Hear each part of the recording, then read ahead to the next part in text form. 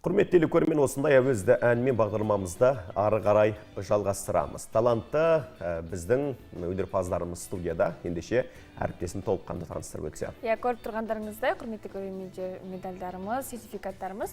Бүгінгі біздің студиямызда қонақта Агугай Фест балалар және жасөспірімдер арасындағы хореография бағыты бойынша өткен фестиваль жеңімпазы Сая Бектас, және жетекшісі Ақмаржан Анаш, және хореограф жетекшісі Айша Рахатқызы. Сәлеметсіздер ме, қайырлы таң. Көңіл-күйлеріңіз, жағдайларыңыз қалай? Керемет.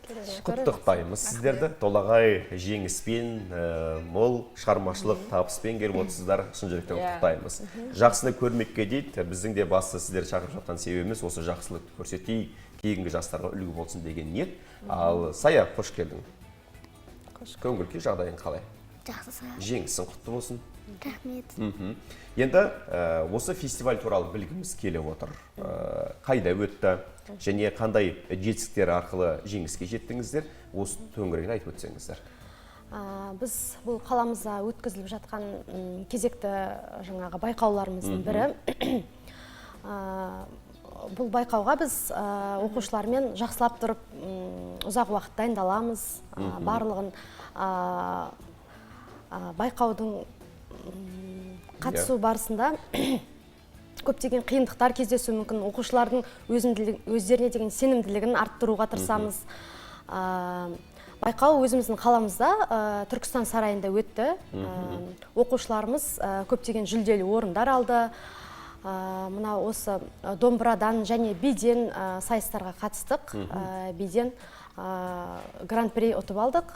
Және де домбырадан да Сая қызымыз жеке өзінің орындауында келіншек күйін тартып гран-приді ұтып алды. Сіз домбырадан жетекшісіз? Мен үйірме жетекшісі. Үйірме жетекшісіз. Жақсы. Ал Айша ханым? Би саласының хореограф. Сіздің өзіңіздің шәкіртіңіз туралы айтып өтсеңіз, жеткен жетістіктеріңіз туралы. Ол конкурста 3 тобым қатысты. Үлкен тобым, кіші тобым и средний, ортаңғы тобым. Сая ортаңғы топта, Сая әрі биге де қатысады. Әрі әнде айтады. Екі өнер де? Екі өнер. Әрі биге де қатысады. Сол биден заманауи би биледік. Содан да гран-при ұттық. О, бәрекелді. Құттықтаймыз, керемет. Саян өзін сөзге тартайық. Саян, қаншама фестивальдерге байқаулар қатысып жатсың, е? Соңғысы қатысқан қалай әсер алдың? Жеңімпаз, Сая деп айтқан кезде қандай сезімде болдың? Жақсы. Қалай қуандың? Қатты қуандым. Өзіміз жақсы биледік. Қандай өнер көрсеттің сен? Бидің атауы қалай болды? Қандай домбырадан күй тарттың? Келіншек. Келіншек күй тарттың. Би билегенде қай би түрін биледің?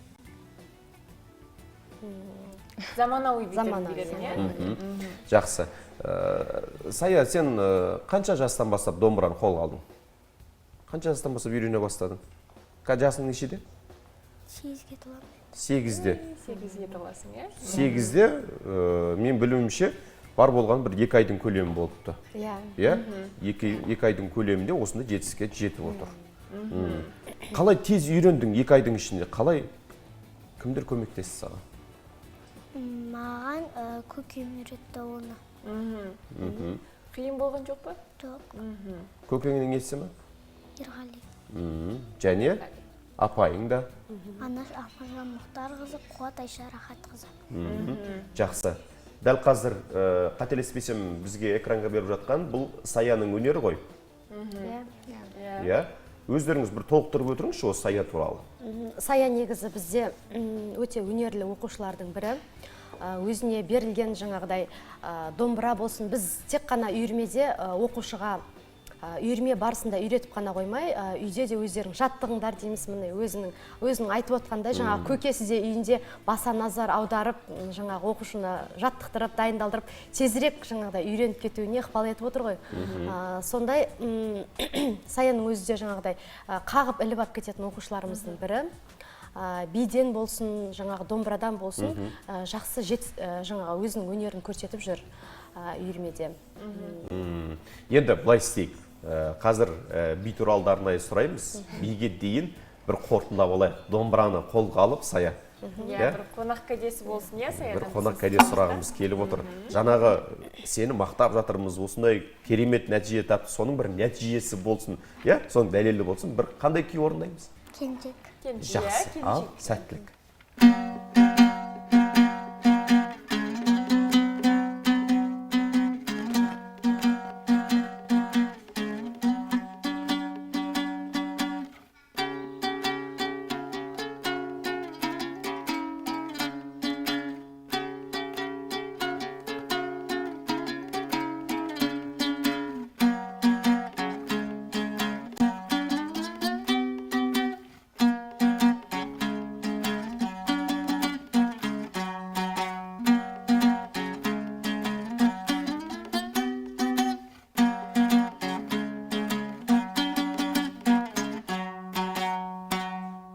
Ой, бәрекелді, тамаша.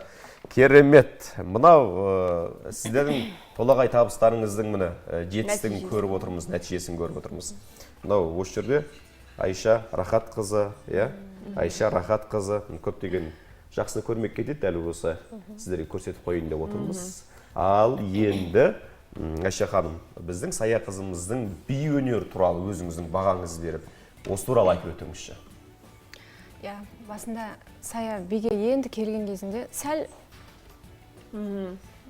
одан кейін уже көп жұмыс істедік. Сая қазір уже жақсы нәтижелер беріп жатыр. Уже мен қуанамын. Каждый оқушымның сондай несіне жақсы нәтиже беріп жатқанына қуанам кейде. Сол Саяда сондай уже Бидің түрі көп қой. Иә. Иә, қай би түрінде сіздерде? Бізде Маңызырақ. әртүрлі. Сол заманауи, қазақша, әр ұлттың билерін билеуге, үйретуге тырысамын. Ал бізде Сая заманауи би түріне қатысады, иә? Жоқ, заманауи конкурсқа сондай би биледік. Оның алдында... Мынау сіздердің топтарыңыз ғой, экран қарасаңыз. Иә. Оның алдында осы фея биін биледі. Солай ауысып. Алматы қаласында қатысқан конкурсымыз. Жақсы. Енді қазір уақытта біз бір қуанатымыз мемлекет тарапынан осы тегін үйірмелер көптеп ашылып жатыр. Тіпті өзіміздің ұл қыздарымыз да барады осындай үйірмеге. Сондықтан да мемлекеттің қандай тағы қолдаулары бар? Өзіңіз айтып өтіңізші, Аңмаржан ханым. Негізінде осы бізде қаламыз емес, Қазақстан бойынша 3-4 жыл алдын бұндай мүлдем тегін үйірме деген бізде болмаған. Сол уақытта жаңағыдай отбасында көп балалы отбасылар бар, жағдайы төмен отбасылар бар. Сол кісілер тегін үйірмеге, мысалы ақылы үйірмеге баруға жаңағыдай жағдайлары жетпейтін кездер болған мысалы. Осы 3-4 жылдан бері бізде мемлекет тарапынан үлкен қолдау болып, тегін үйірмелері ашылып отыр. Соның бірі біз Қайтпас шағын ауданын қамтып отырмыз қазір. Осы оқушыларға өте көптеген жаңағыдай балалар қазір мысалы интернеттің дамыған заманы қазір көптеген өздерінің уақыттарын виртуалды өмірде өткізбей, былай өнерге, жаңағыдай пайдалы нәрсеге қатысуына үлкен мүмкіндік жасап отыр біздің балаларымызға. Сонымен қатар балалар мысалы биде тек қана ол билеу ғана емес, баланың жалпы пластикасының дамуына, деннің саулығына, тәннің саулығына, ал домбыраға келетін болсақ, балаларымыз домбыра шерту арқылы біздің дәстүрімізді, әдет ғұрпымызды есте ұмытпауымызға, есте сақтауымызға, және де өздерінің есте сақтау қабілеті, ойлау қабілетінің дамуына үлкен ықпал етіп отыр. Жалпы осы үйірмеде дәл қазіргі таңда неше бағыт бар, яғни қанша бағытта өнер көрсетеді? Неше бала?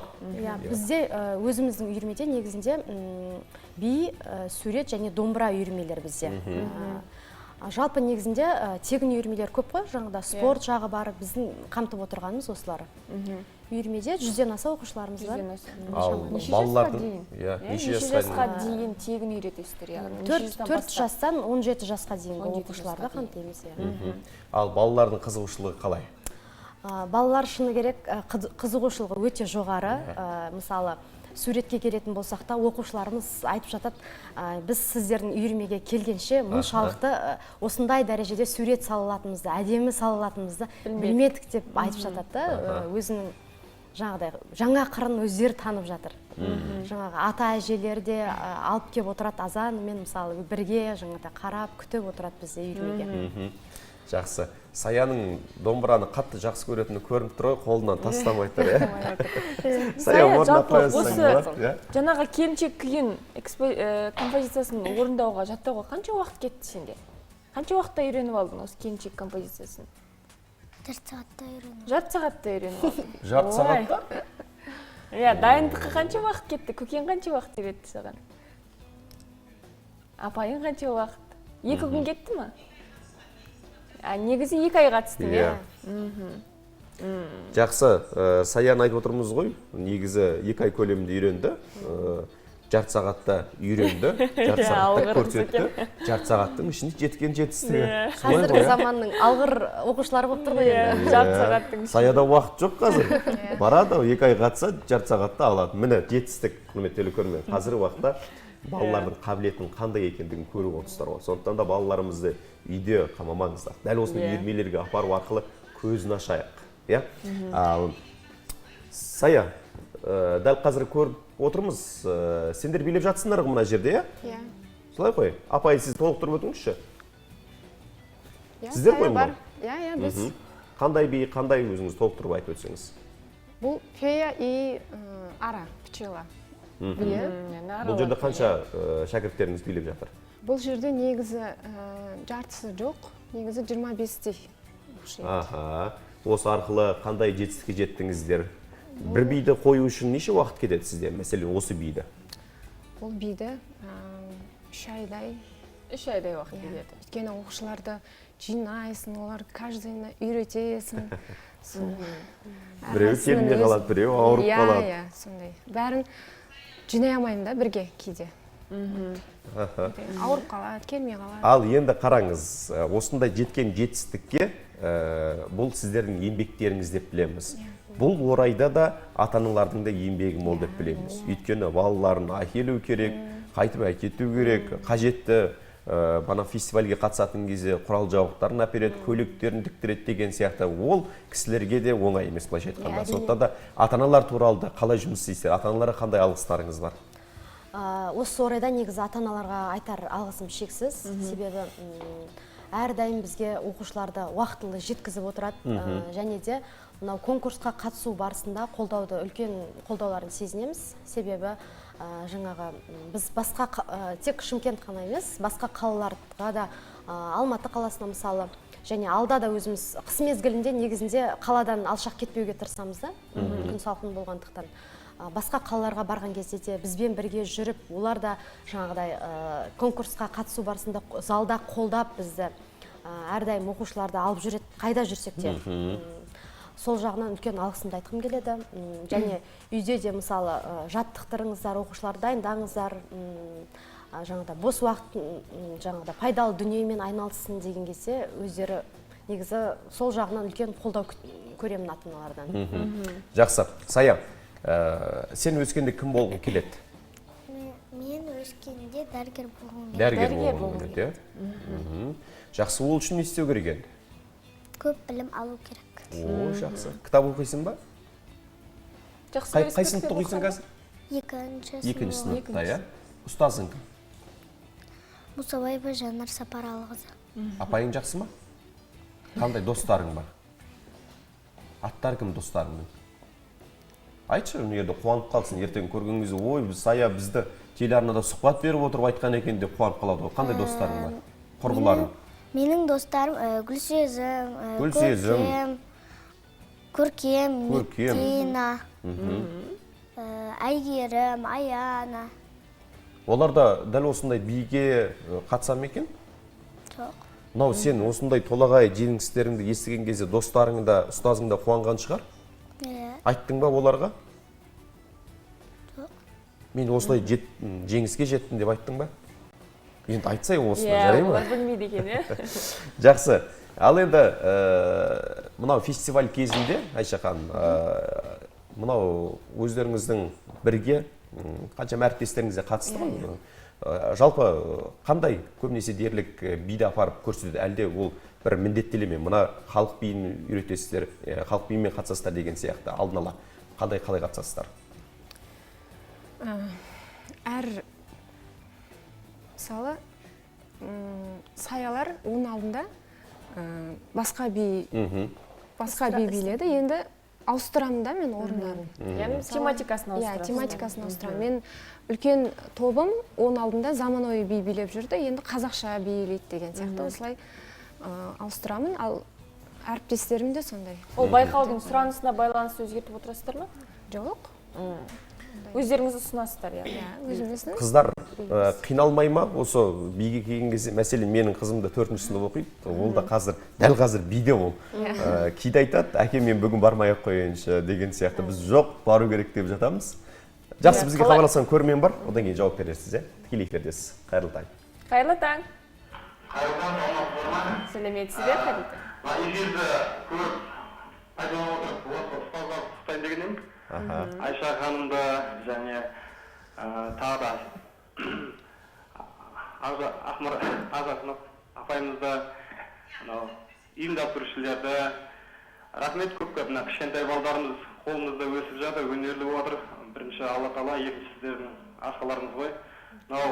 Жеміс тілейміз еңбектеріңізге. Шәкірттеріңіз биіктердің шыңдай берсін, Құдай қаласа. Жақсы. Ал құттықтаушы кім? Тілек айтушы. Жақсы, дәл осындай ата-аналар өздерінің алғысын білдіріп жатыр. Жаңа би деп қалдық, енді дәл осы бидің бір көрінісін көру үшін дәл қазір кезек берейік, видеомызға бірге тамашалайық. Қыздарыңыз қалай өнер көрсетті, бірге көрсек.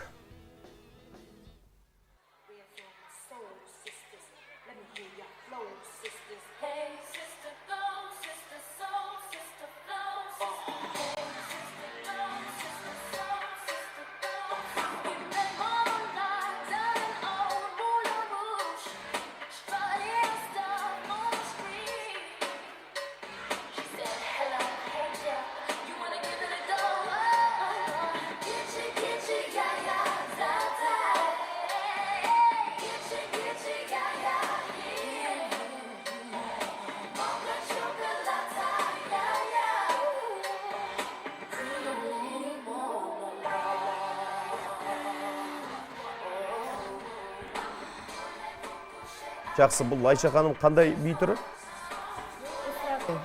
Қалай? Эстрадалық би. Қанша оқушыңыз бар мұнда жерде? 22. Балаларыңыз дәл осылай өнер көрсетіп жатқанда қандай сезімде боласыз? Толқып тұрам. Мақтаныш сезімде болатын шығар бұл тарапынан. Міне осыда сая бар. Мына би түрінде ме? Бұл заманауи би түрі, Иә, заманауи. Ой, қандай костюмдері, қандай әдемі, Жақсы, рахмет, сіздерге үлкен алғысымызды білдіреміз. Толағай табыстарыңыз, жеткен жетістіктеріңіз мол болсын. Енді бізге берілген уақыт өз мәресіне таяды. Сол себептен де бір ауыз енді өздеріңіздің тілектеріңіз болса, одан кейін сұхбатымызды аяқтасақ. Арманшан ханым. Оқушыларымызға, осындай үйірмеге келіп жүрген оқушыларымызға алда тек қана сәттілік тілейміз, үлкен жеңістерді бағындыра берсін. Тек қана жаңағыда өнерлерін шыңдап, алда біз мақтанышпен қарап отыратындай үлкен дәрежелерге жете берсін, үлкен ұл қыздар бола берсін. Жақсы, Айша ханым. Қандай тілек жолдайсыз елге, жұртқа, шәкірттеріңізге? Шәкірттеріме алда өте тағы көп жұмыс жасап, тағы жақсы биік белестерден көрінулерін тілеймін. Жақсы. Сая, кімге сәлем жолдайсың? Кімге рахмет айтасың? Ата-анаңа. Отбасыма сәлем жолдаймын. Қолды бұлғап қойшы олай. Анаңның есімі кім? Анаңның есімі кім? Эльмира. Жақсы. Рахмет. Енді осындай жемісті күндеріңіз көп болсын. Құрметтелі көрермен, бізге берілген уақытта өз мәресіне таяды. Сол себептен де ден қойып тамашалағандарың үшін үлкен алғысымызды білдіреміз. Таң нұры, таңғы берекемен сіздің шаңырағыңызға. Келесі жерде жолыққанша аман сау болыңыздар.